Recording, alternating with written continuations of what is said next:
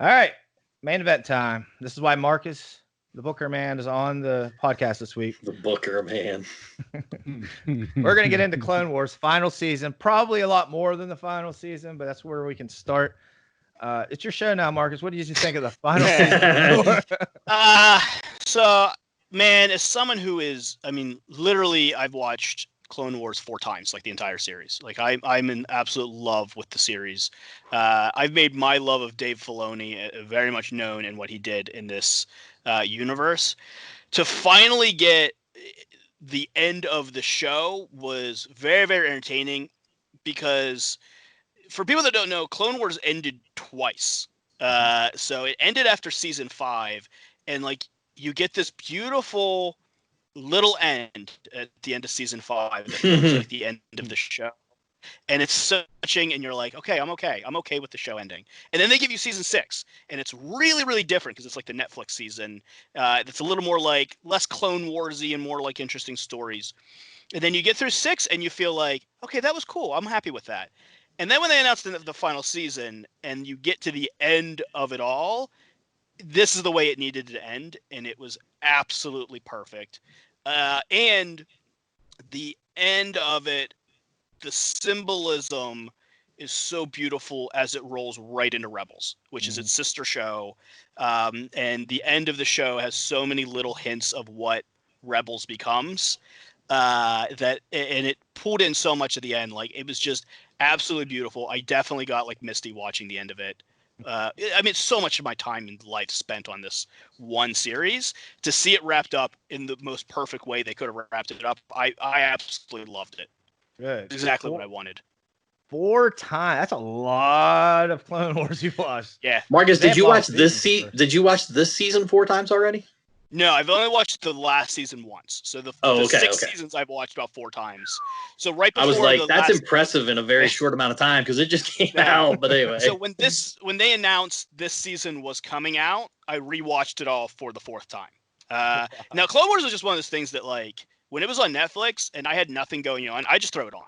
It was just the show that I would throw on and just would entertain myself. Where I could throw it on my phone if I was waiting for a bus or something, and it's 20 minutes. Like, it's great. So that was just always a go-to for me. I absolutely love this does not feel like a kid's show at times at all.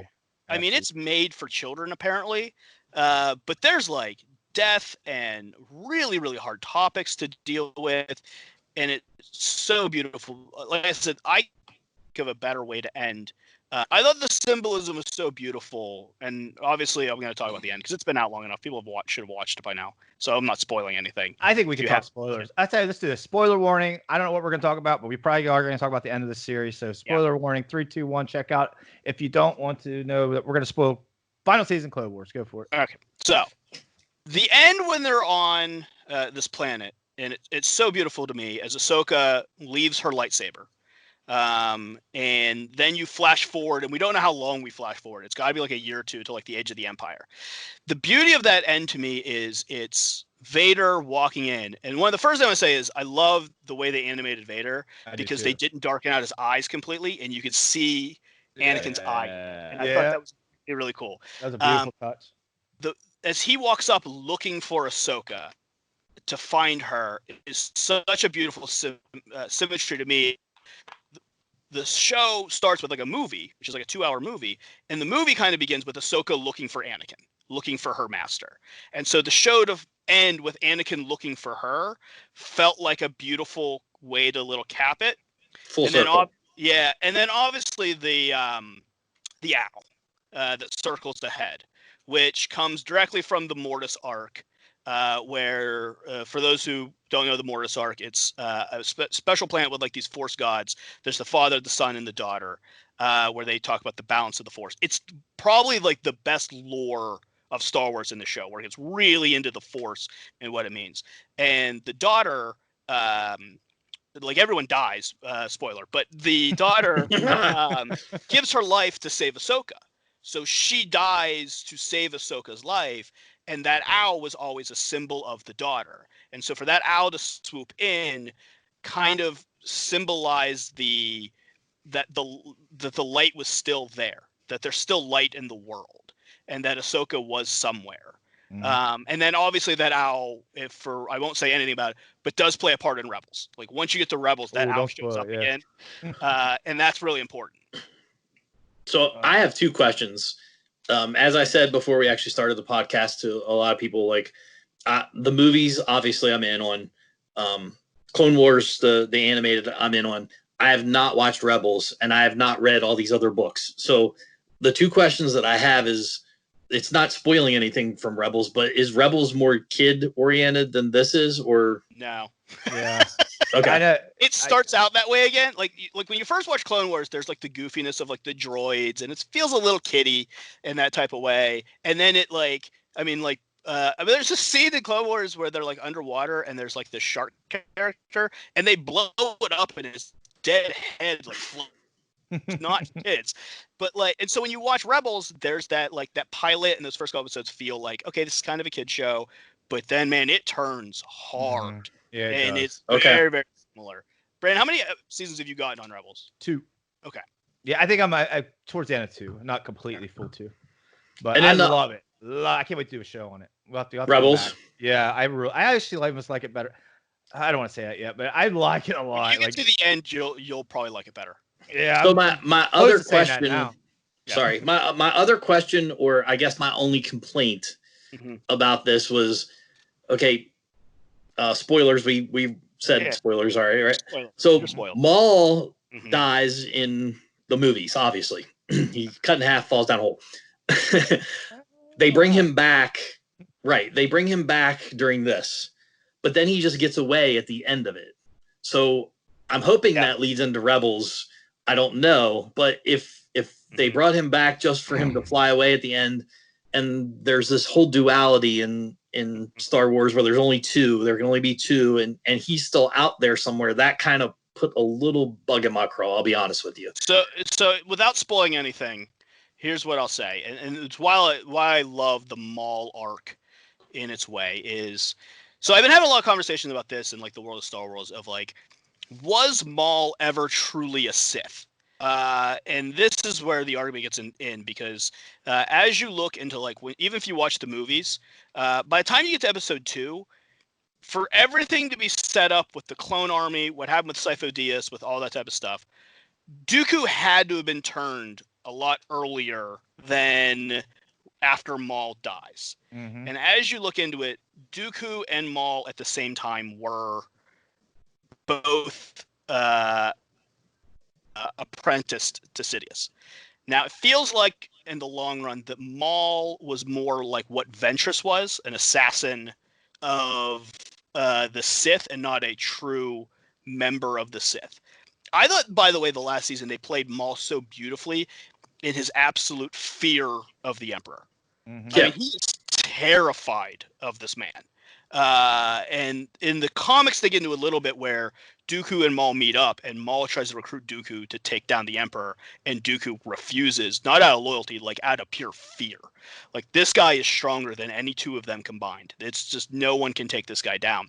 And I thought they played Maul's fear and his like weird understanding of what was actually going along. And it's so cool because, like, because you've watched the movies. Maul knows because he's in on the plan, and no one else knows. And Right. it's so beautifully done as all the characters are in this place of confusion while and Maul both know what's going on at that time.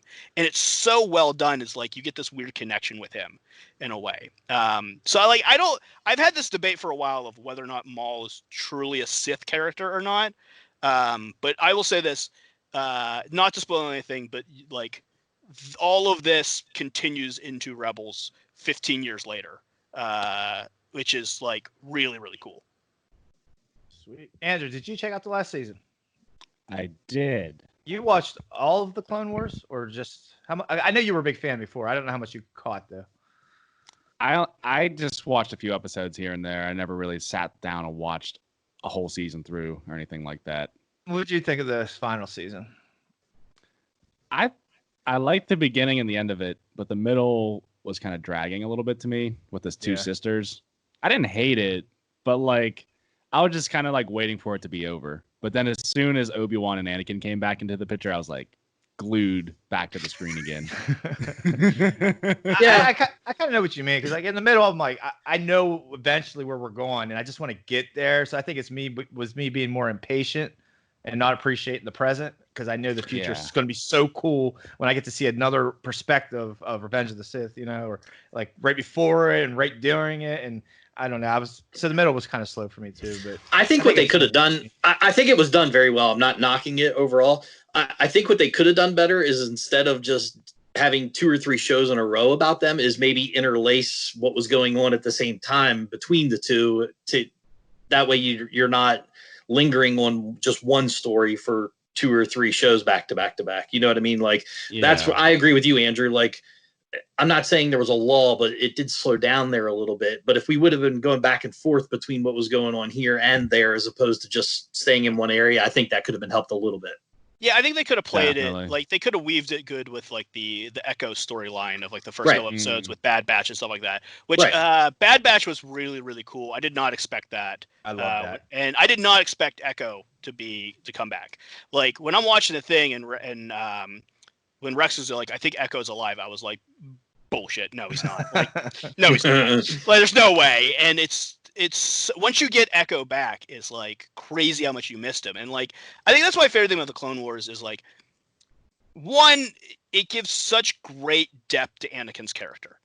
I think it makes the movies better because it gives Anakin so much more depth that you get to see like his actual accomplishments.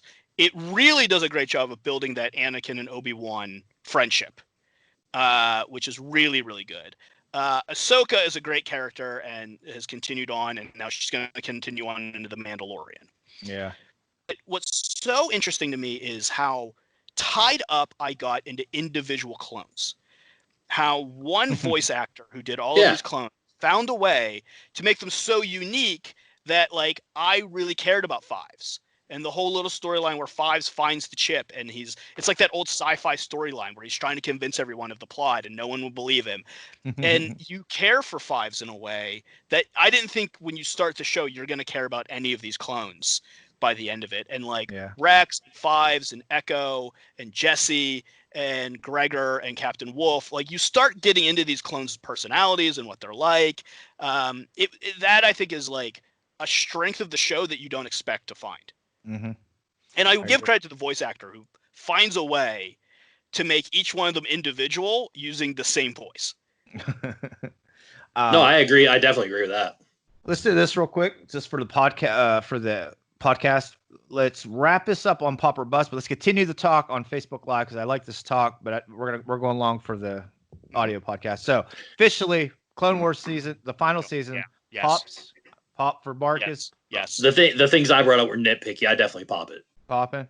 Answer. Super pop. Yeah, I think it's unanimous pop. Definitely check it out. I mean, it is a phenomenal end to the series, a beautiful end to the series. And that's it for this week, guys. If you haven't yet, like us on social media, Facebook, Twitter, Instagram, at CPOP Universe, letter C, POP Universe, and we'll see you guys next week live on Facebook. Okay, now keep going. But you know what I like? I like the part where like in Revenge of the Sith, when he's execute Order 66, you're thinking, oh man, these clones are assholes, right? They just turn on a dime on their guy. But this game, they're programmed. Yeah, but when you watch the movie, you don't understand that. Exactly. Right. You're right. You don't understand.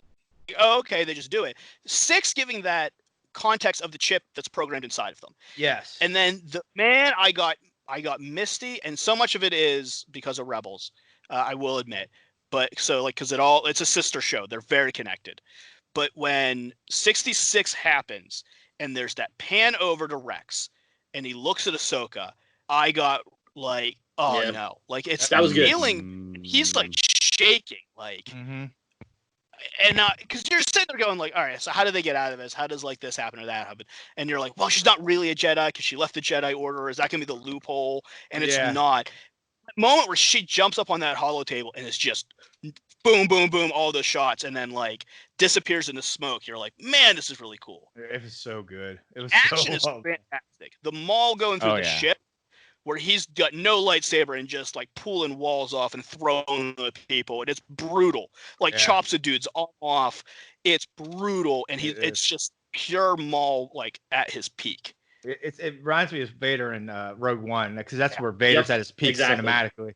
When Maul's going through that, I was like, "That's badass, man. That's badass Maul right there." It was what I was thinking about this the other day. Is outside of Rogue One, which Rogue One is, so we'll say this: Rogue One I consider supplemental material because the main franchise is the main franchise. Yeah. The supplemental material to me has always treated Vader with more respect than the main films. Oh, it absolutely does. All the supplemental material treats Vader as a god. Mm-hmm. The movies are the Skywalker story, so you can't treat him like a god as much anyway. Like Rogue One, you get to see him just trashing stuff, and even like they did absolutely in Jedi Fallen Order with Vader. Like they treat like you can't beat this dude. Did you try? What? Did you try that? What? I tried once, and he just he's like, "Boom, you dead, son." No, you run. But you're even like you're saying, Fallen Order. You're fighting the what's her name? I'm sorry, I can't remember the second sister. Second sister, and she's like, wow, she's so powerful and blah blah blah. Then Vader comes out and just like, no, you're dead now, second sister. Like, wow, what a show of power from Vader from that. So like Vader and the short breath he has in Rebels too, where you go like, oh, get out of here. Like this guy's like he's a god. You can't defeat him in any sort of way. They treat him with such respect and reverence that is really really cool to me. That like even like because you play like I played Battlefront and there's like a scene with like Luke Skywalker and it's like not even as cool. Yeah. It's just it's Luke. Like they don't treat Luke with the same reverence and respect that they treat Vader at times, which is like just absolutely beautiful to me. I absolutely agree. There's something else. Oh, just the Maul fight with Ahsoka on top of that tower or whatever that was. I thought that was super well done too. I don't know why. Did you watch the behind the scenes on that? No, not on that. No. I did watch the Mandalorian thing I want to talk about, but we'll talk about that in a second. So they did a behind the scenes look at the final fight with Ahsoka and Maul. Yeah. And they actually got Ray Park to come back in, the original guy who played Maul, and mocap the entire fight. Really? So it's the same dude comes back. There's a YouTube video on it where it's like him as Maul one last time. That's excessive for an animated show. And then the girl who does Ahsoka's, I think I can't say this like for truth. I think she might have been one of Daisy Ridley's stunt doubles for the trilogy they just did. So I was like, she's fantastic too. And then they're like, do the mocap, and then they're like, yeah, but then we like make them jump higher or jump farther or do crazier stuff because it's animated. We can do whatever we want.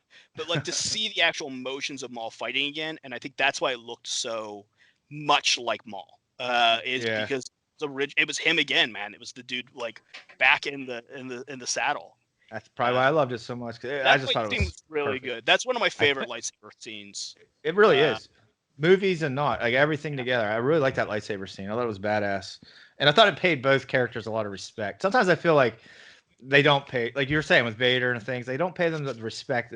That one I felt like they were both getting their due, you know? Nobody was shitting on one. And I think it's important for, especially as we're talking about Ahsoka going into Mandalorian, for people to understand what this character was. This is my cat, by the way.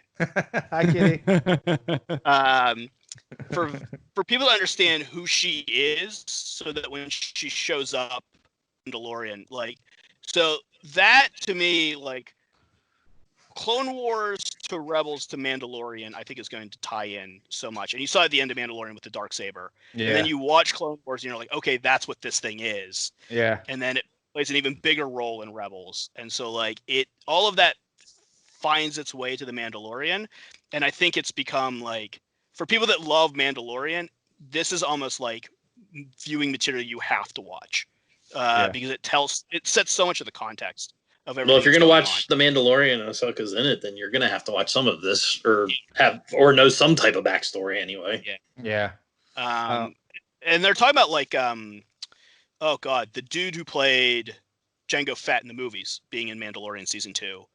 Now I read the report they were supposed to play Boba Fett, but that's what I saw too. I read that too. I think he's playing Rex. Oh, really? I think he's playing Rex. Ahsoka. I think Rex and Ahsoka are going to be together, and I think that's a red herring. Do you think the new season needs Boba Fett? No. Well, didn't they sort of tease him in the first season? They did. They did. But that may have just been like a little nod to for everybody just to have something to talk about. That off. Like they haven't paid off what that is, and that's not like this universe to not pay something off like that. I think it's something they could come back later when they were starting to slow down on stuff or ideas or viewers, and then bring him back. I don't know if they should use him yet. Yeah, so like I've had this thought as well about Boba Fett. So by the end of Rebels, I'm not spoiling anything, so don't worry about that. There are Mandalorians in Rebels, okay? And Rebels happens before New Hope. And it's about I think 5 years before New Hope is where it ends. I think. I'd have to check. But by the time you get to the end of Rebels, Mandalorians are regularly taking their helmets off.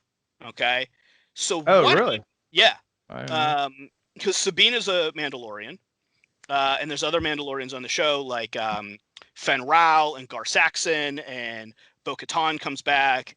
So there are Mandalorians, and they all take their helmets off. Okay, so what happens between the end of Rebels and the beginning of Mandalorian that things change? Yeah. And one of the things I said, and I've talked about, is in the entire universe, there's only one Mandalorian that I know of outside of the new one who never took his mask off, and that was Boba Fett. Yeah. So is he somehow connected to all of this and why they wouldn't take their masks off? Is he a Mandalorian? Is he? I thought he stole the armor. Am I wrong on that? Fett is a clone of Jango. But that would, duh. So it's his father. So he may have stolen the armor, but he is a clone of Jango Fett, who is from Concord Dawn, which Concord Dawn isn't Mandalore. It's a colony of Mandalore. Yeah. So there is this kind of fight of true Mandalorians versus Concord Dawn, and that's a big thing that gets into true Mandalorians, Death Watch, which the Mandalorian show, he is a member of Death Watch. I'm 100% convinced of this. Mm-hmm. So there's the scene when he's a kid and the Mandalorians come down to save him. Yeah. If you look, they have Death Watch on their I didn't notice that. Yeah, so he has to be a member of Death Watch. So there is a fight between Mandalore, Death Watch, and then this is all legends, so I don't know if they'll axe this, but Jango Fett was part of another group called the True Mandalorians that fought Death Watch. So there's a lot of different possibilities. Yeah, for some reason I got really into Mandalorian. I say you know all this shit. What? I mean, I know some stuff, but he's going off. I'm like, I don't know. I remember I did steal the armor or So I'm curious of, you watch Clone Wars and you see that Mandalore is a completely peaceful planet. It's a pacifist planet, and then there's Death Watch that comes involved. Yeah. By the end, there's these massive civil war that the Republic gets involved in.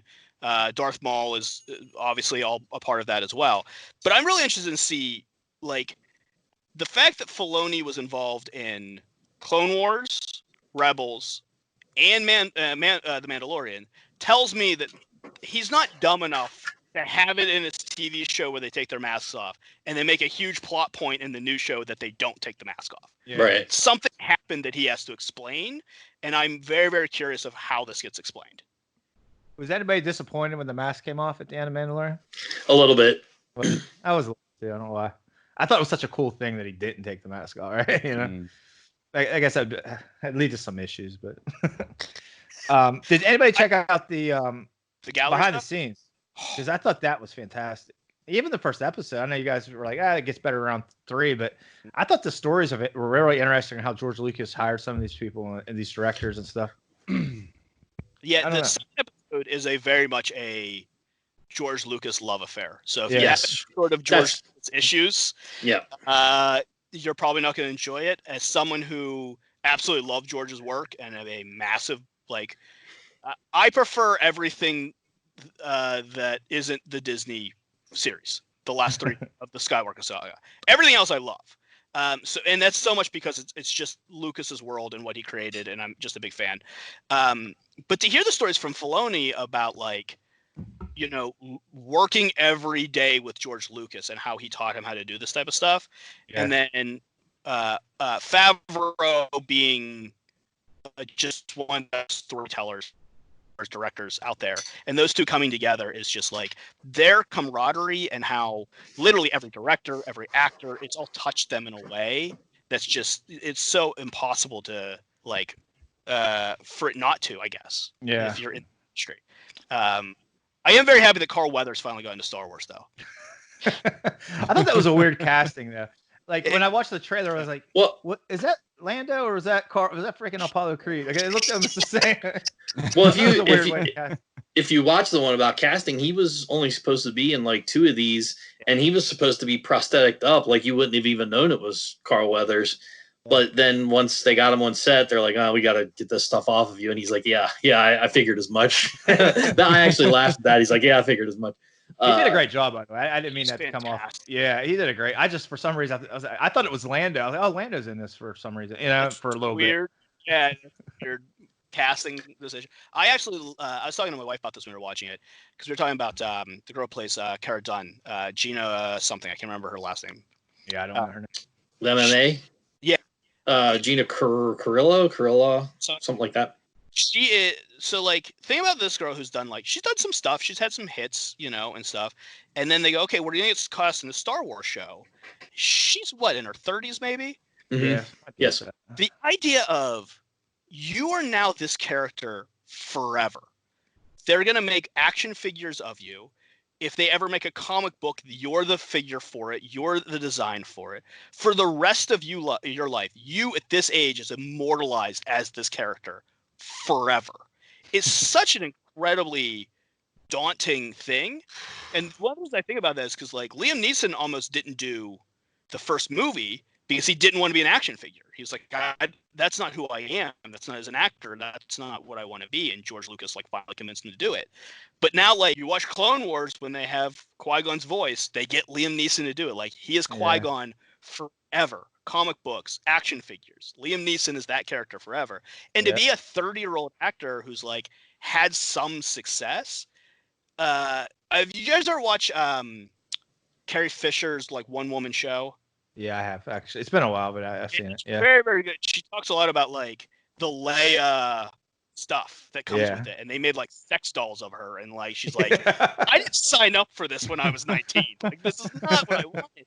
But but back then it wasn't what it is now. She didn't know what she was getting into. Gina knows what she's getting into. Imagine the Very pressure of I can't think of another franchise where you will live on as this character forever. I agree. It's crazy. Batman does. We've had too many Batmans. Yeah.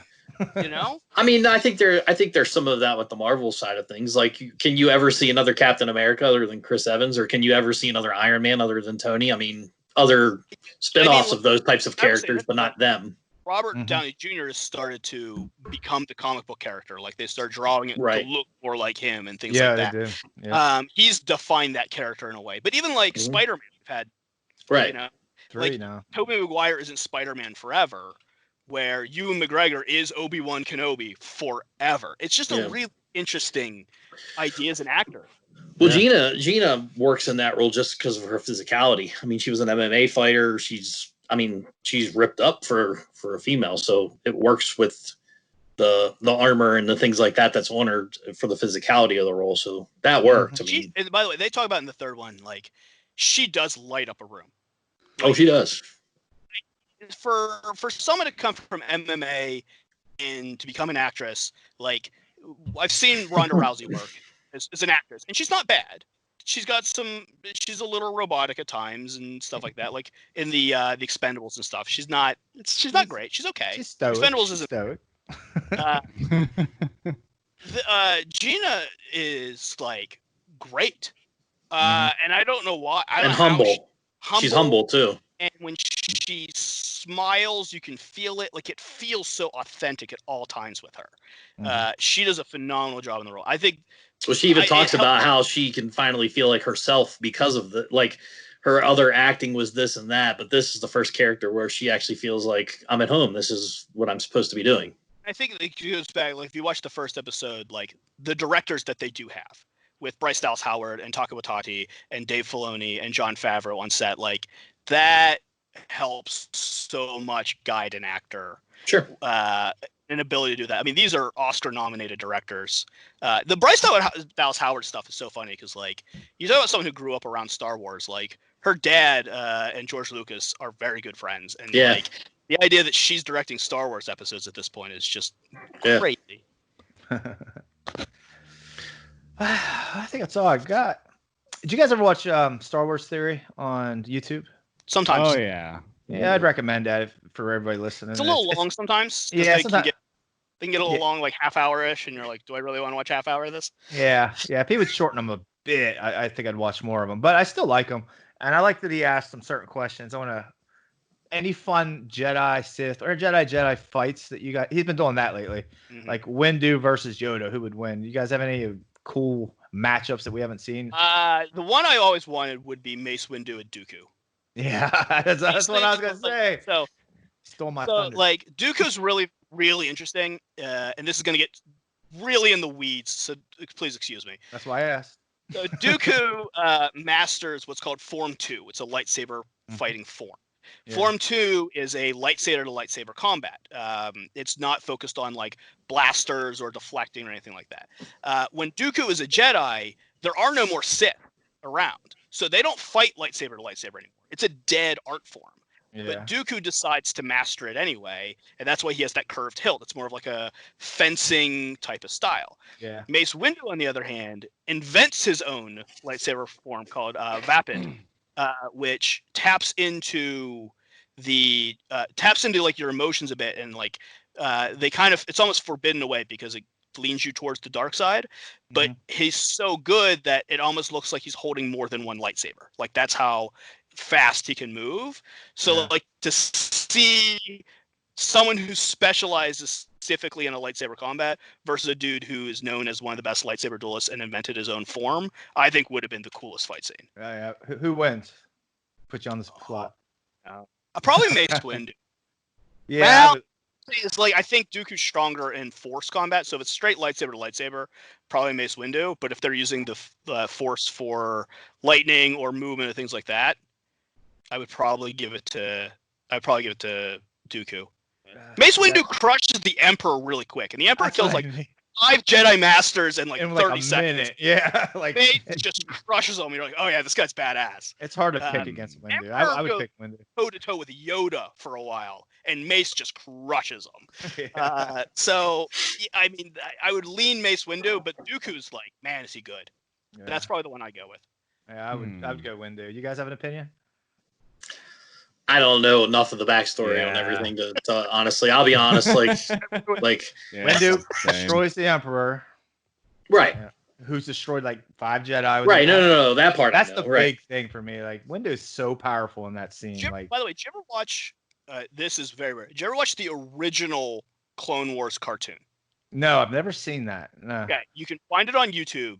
They took all they were like little shorts. They were like 10 animated, long, right? 5 minutes long, and they were like they were made before Episode 3 came out, and they were on Cartoon Network. I think it was the same guy who did Samurai Jack made them. Oh, okay. So the Samurai Jack, right? Yeah. So you can find on YouTube. All of them put together about an hour and a half, 2 hours, somewhere in that range. So it's like basically like a little movie you can watch. There's a scene with Mace Windu and like an entire battalion of droids and just him, and he just wipes them like clean. It's really cool. They get they make Windu and Grievous and Asajj like badass, like super badass. So I'd recommend it if you can find it. It's like I guarantee if you like the actual show, The Clone Wars, you like the art style, you'll absolutely love it. Sweet, I'll check it out. Yeah. I think that's all I got. You guys have anything else for the? The only other thing I'll bring up is on that gallery show. The former animator that wore the cowboy hat, Marcus. What was his name? Which director was that? Dave Filoni. When he goes in the weeds and like everyone's just sitting around him, like watching him talk about this, I actually started laughing just because it was great. Like I was like, oh, he is so into this, and everybody's just listening to him and just shutting the hell up so he can say his piece. It was great. It's really interesting. There's the dude who voices Maul on the show, and I cannot remember his name. It's like Sam Whitford or something like that, or he's done a lot of stuff. He's even worse. Like Filoni tells stories about they would get in the room and it'd be like him and the animators, and they'd be like, "Yeah, but what year was this?" And this guy would come in and be like, "Well, in this role playing game in 1980, he's like even worse than all of them." And you got like Filoni, like again, like this is the dude that like George Lucas passed this down to him. He worked with him every day and taught him everything that he knew. And so to see him taking the reins of the universe is so rewarding. One, and I always admit this, I'm incredibly biased. He is a Pittsburgh guy. Oh, I didn't know that. He's from Pittsburgh, so that gives me that immediate bias that I love him. Well, I won't hold that against him. Scotty Gash. He's so intelligent about how to tell a story in that world because I think it's daunting. You know, it's why I've always respected Rian Johnson because Ryan, like, as much as like I didn't like The Last Jedi, I always respected Rian Johnson because he came into a world that's very tough to do and and made his own film. He did his own thing as an artist and made his own film. Whether you Brandon doesn't respect him. I bet I like Last Jedi more than you. Although that's probably true. I'm a fan of the film. There's certain elements of the film I absolutely love. There's an entire casino section that we could have taken out. Oh yeah. Brandon, how do I feel about that movie? How into that movie was I? You were with me when I saw. Yep, I fell asleep. I fell asleep the first time. I liked his idea of democratizing the Force. Of it no longer being a part of the Jedi Order, that the Jedi had it wrong, and that they became separated from the people. They lost their connection, and they became so apolitical and so unwilling to do things, which is what Qui-Gon was saying for a long time. If you watch Episode 1, Qui-Gon is like they have lost their way. The Jedi have lost their way, and Yoda comes to that conclusion by Episode 2, Episode 3. Right. And Yoda very much has that conclusion in Last Jedi, which I liked. There's this democratization of it. The problem is that J.J. Abrams was like, nah. Exactly. That was the problem with the whole trilogy. Everybody was just on different pages. Yep. It's weird the way they put that together, honestly. You think they would have one long story that they were going to talk about. Well, they did, though, didn't they? But then it seemed like everybody did their own thing. Like, man, I'm going to make this new movie. And I'm a little for it because I think he explored some things that I think were interesting. I just don't think that was the time and place to explore those ideas. Yeah, he should have waited to his own thing, I think. I think he should have just kept going with what they set up in Force Awakens and you know, not shit and killed all the questions that we wanted answered. You know what I mean? And I think that's why people don't like that movie. But I still thought it was well shot. Well, the action was awesome. You know, the score, obviously. The idea of the dyad was really cool. The idea of who Rey was. Oh, yeah. It was interesting and how much. And Luke, like, I didn't like Luke's character, but by the end, I think, like, he comes around in this interesting way. Like, the scene with him and Yoda, I think, was actually really poignant. Up to that point, I hated it. Yeah. I respect what he tried to do. I just don't think it was the time or place to do it. It's specifically when you had a director like make you a meal and you just were like, no, I don't want a meal. I want this one. Right. With Rey, the whole point of the first movie was your parents are somebody, your parents are somebody, your parents are somebody, and then the second one, they're nobody. Who cares? They're nobody. And then you get the third one. Like really? Really? Nobody but your grandfather. Right. Oh, that's BS. This is like the retcon. Like the killing of Snoke bothered me at the time, but then I was like, nah, that's Star Wars, dude. Like you get a really cool badass villain that no one knows anything about, and then you kill him off immediately. Maul. And if you believe in the duality part of it, like he was saying, well, somebody's got to go. It's got to be you, because I've got homegirl over here. I get it. I wish. Right. But then I'm like, come on, JJ just screwed that one. Yeah. So bad. I wanted him to be Plagueis so bad, Snoke. I'll just go ahead and say it. Plagueis is officially not canon yet. I know. I was hoping they would, though. Disney will make him. He looks like Plagueis a little bit, too. He looked like a Mun. He looked like him. I was just Ty Cross, who like Pittsburgh, like Plagueis is his jam. He's read all the Plagueis stuff. Like I'm really into like the Galactic era, like Clone Wars, the Senate, all that type of stuff. The prequel era, that's like my favorite. This dude is like Knights of the Old Republic. That's his era. But then, man, he just loves Plagueis. So like we're up at like 1 a.m. texting about Plagueis or like interesting ideas, like an idea. I'm like, I texted the other day. I was like, man, they should make a prequel to find out where R2D2 comes from. It would sell. So we don't get that in. Oh It's yeah. just a royal ship, and it's like, oh man, we could really explore R2D2's backstory. There's a spinoff show. There's one of those supplemental shows that would sell. Honestly, people would love that. Yeah, give me a young Lando show. Give me Donald Glover. Give me a young Lando show. Oh, I would watch I'm that. I thought that was gonna happen. Yeah, he got a little busy with other stuff, but I wouldn't be surprised if they brought him back for some. I'd love to see him reprise Lando again. Billy D is not shy about doing Lando, by the way. Because he shows up, like his voice acting work shows up in Rebels, and you're like, Billy D, you're just not shy about doing this. Just wait for him to say Colt 45. That's all I wait for. He just waits for the check, man. Of like, do I even have to show up? No, he's like, great, and there's the check. Just gets mailed to Billy D. No, I would have liked to see him be Plagueis. I would have liked to see him be original. I would have liked to see all of Andy Serkis' work for something. Yeah. You know? Yeah, I agree. Yeah. All right, I gotta cut it short. It's 9:45. So, hey, thank you guys for being on the show this week. Come back when you do Rebels. Come back. Invite me back. I will absolutely. Seriously. Okay. I gotta Right cram on. in 2 more seasons, but I'm getting there. Rebels is my jam. So. Yeah, I love it. I actually, right now, it's hard for me to pick between that and Clone Wars. I'm actually leaning towards Rebels a bit, even though that final season kind of tipped me back to even. I still. I'll have to watch Rebels now because you guys were talking about. Because I liked Clone Wars, all of it, pretty much. It starts so. out simple, but then it gets deeper and deeper, and the characters are awesome. I just love it. But I'll check it out. all right, guys, I'm gonna go ahead and stop the Facebook